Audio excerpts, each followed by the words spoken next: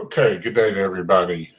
It's obviously morning here from the window over my shoulder, but you may be using this for sleepy time, so it may be dark where you are tonight. I promised you last week we'd follow up a little bit on qualitative research. It's the story behind the numbers. In my dissertation, it's primarily qualitative, so I have a little experience in the field. Anyway, let me just describe the process. I think I told you last week that we started out with a survey in groups of people, and then we took those same basic questions to first focus groups in a bunch of different schools in both Wake County and Charlotte-Mecklenburg. We started with those same questions for reliability and validity of our measure, but I taped, back in the day with cassette tape, believe it or not.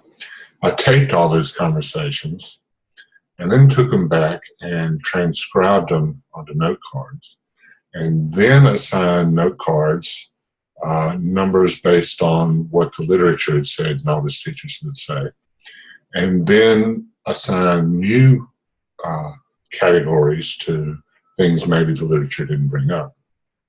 So then we followed up. We contacted some of the individuals from those focus groups and met with them individually, again, starting with the same questions, but delving in deeper.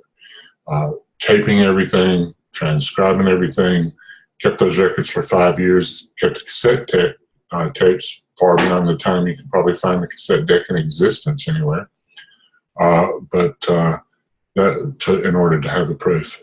Anyway, did find there was a little different perspective from some of the teachers and what their expectations of principals were, what administrative support meant to them, and started to delve into the whole idea of what we learned as students about school, places that most of us liked because we were good at it, colors heavily what we think should and would happen to everyone who goes to school.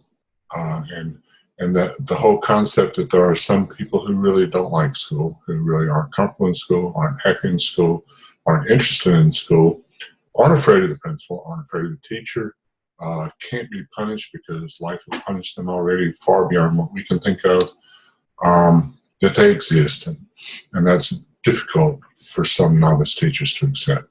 Anyway, that's the story of qualitative research. You probably should have dropped off about halfway through this video recording.